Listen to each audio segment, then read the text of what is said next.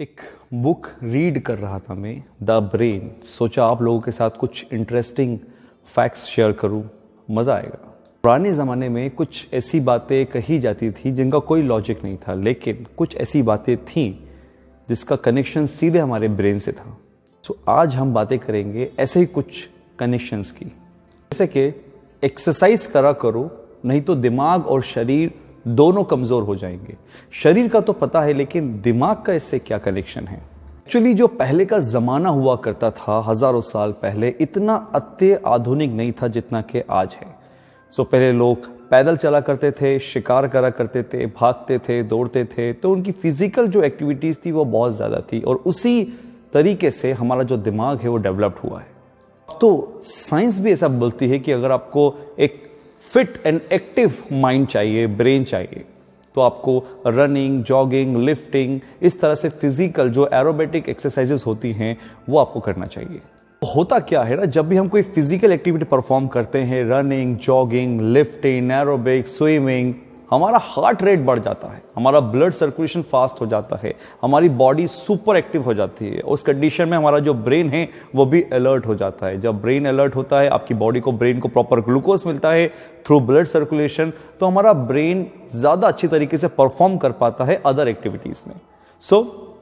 Exercise करो, सिर्फ physical fitness के लिए नहीं, अपने ब्रेन के लिए भी।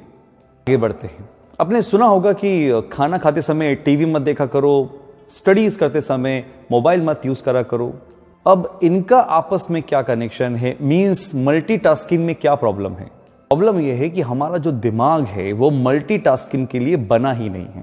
हमारा जो ब्रेन है, दिमाग है, वो एक टाइम पर एक ही जगह पर 100% फोकस कर सकता है। अगर आप एक साथ एक ही वक्त में दो काम करते हो तो ना वो उसमें 100% दे पाएगा, ना दूसरे काम में। बहुत से लोग बोलते हैं सर मल्टीटास्किंग तो अच्छी बात है, हर बच्चे में होना चाहिए, हर इंसान को करना चाहिए। प्रॉब्लम यह है कि जिसको आप मल्टीटास्किंग बोलते हैं वो एक्चुअली मल्टीटास्किंग है ही नहीं। मल्टीटास्किंग का मतलब होता है कि आप 10 तरह के काम कर सकते हैं, लेकिन एक साथ नहीं। आप एक काम को एक वक्त में 100% करते हैं, उसके बाद फिर आप दूसरे काम को अलग से करते हैं और उसमें भी अपना 100% देते हैं, और वो भी अच्छे से करते हैं। यानी कि आप 10 काम कर रहे हैं, लेकिन 10 अलग अलग वक्त में, और हर काम में आप अपना 100% दे रहे हैं। इसे बोलते हैं मल्टीटास्किंग। इसका मतलब ये नहीं कि आप एक ही वक्त में 10 काम कर रहे हैं और थोड़ा थोड़ा थोड़ा थोड़ा सब में अच्छा कर रहे हैं। ये मल्टीटास्किंग नहीं होती। आगे बढ़ते हैं।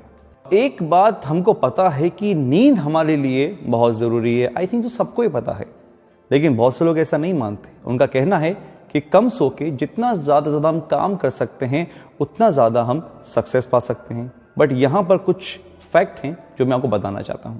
एक्चुअली जब हम कम सोते हैं ना, तो ना कि सिर्फ आप फिजिकली अपने आप को टायर्ड या फिर लेथार्जिक फील करोगे, आपका जो ब्रेन है वही प्रॉपर तरीके से फंक्शन नहीं कर सकता, क्योंकि एक हद तक आपका ब्रेन काम करेगा और उसके बाद उसका जो फोकस है वो डिस्टर्ब होने लगेगा। यानी कि जो आप याद करने की कोशिश कर रहे हैं या फिर आप जो करने की कोशिश कर रहे हैं वो उस तरीके से नहीं कर पाएंगे जितना एक फ्रेश माइंड, एक हेल्दी बॉडी, एक फिट बॉडी कर पाती है।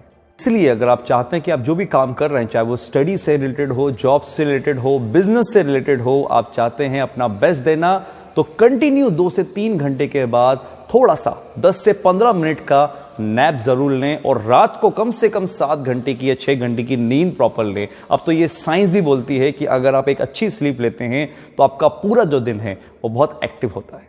आगे बढ़ते हैं। अक्सर आपसे ऐसा कहा जाता होगा कि भैया कोई काम करो तो उसको स्ट्रेस फ्री करो। स्ट्रेस लेते हुए काम करोगे तो वो स्ट्रेस आपके दिमाग की बैटरी डाउन कर देगा। ऐसा क्यों कहते हैं?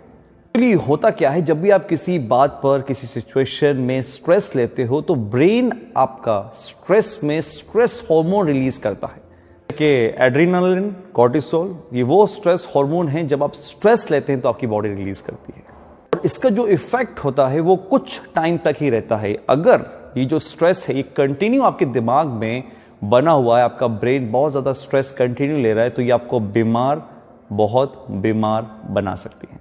यहां तक कि अगर आप एक लंबे टाइम पीरियड तक स्ट्रेस ले रहे हैं तो ये स्ट्रेस हार्मोन आपके ब्लड वेसल्स को डैमेज तक कर सकते हैं।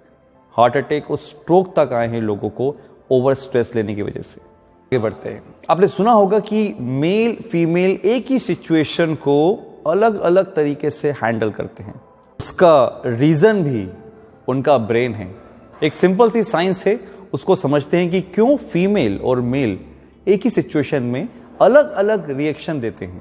जैसे कोई स्ट्रेस वाली सिचुएशन किसी मेल और फीमेल के सामने आती है तो उस टाइम मेल का राइट हेमिस्फीयर, ब्रेन का राइट हेमिस्फीयर एक्टिव होता है और फीमेल का लेफ्ट हेमिस्फीयर एक्टिव होता है। ये जो ब्रेन का लेफ्ट हेमिस्फीयर वाला जो पार्ट है ये एक्चुअली इमोशनल जो मेमोरीज हैं उन्हें रिकॉल करता है, जो कि फीमेल में एक्टिव होता है स्ट्रेस लेते समय। इसलिए फीमेल थोड़ा इमोशनल ज्यादा होती हैं मेल के कंपैरिजन। लाइट चली गई, लोकेशन चेंज। एनीवेज, हम कहां थे?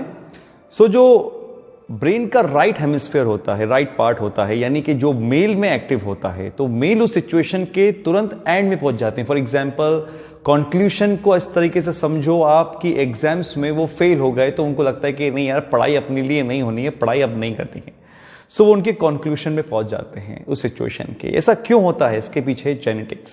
आपने एक्चुअली साइंस में पढ़ा होगा XY क्रोमोसोम। तो जो फीमेल में जो X क्रोमोसोम होता है वो उनके माता और उनके पिता दोनों से आता है, लेकिन वहीं पर जो मेल X क्रोमोसोम है वो सिर्फ और सिर्फ उनकी मदर से आता है। इसलिए ये डिफरेंसेस आते हैं। तो नेक्स्ट टाइम अगर आप किसी एक लड़का लड़की को एक ही सिचुएशन में अलग अलग रिएक्शन देते हुए या फिर अलग अलग सोच उनकी देखें तो उन्हें जज मत करना, इसके पीछे एक साइंस है, सब जेनेटिक्स है। उम्मीद है कि कुछ नया सीखने को आप लोगों को मिला होगा और बहुत से लोगों को ये सारी बातें पहले से ही पता होंगी, तो अच्छा है उनका रिकॉल हो गया। कोशिश करता हूं कि इस तरह की वीडियोस आप तक लाता रहूं। आप एक काम जरूर करिएगा, जो नोटिफिकेशन बेल है उसे ऑन करके रखिएगा जितने मेरे सब्सक्राइबर्स हैं, ताकि जो वीडियो मैं अपलोड करूं आप तक पहुंच पाए। Thank you so much.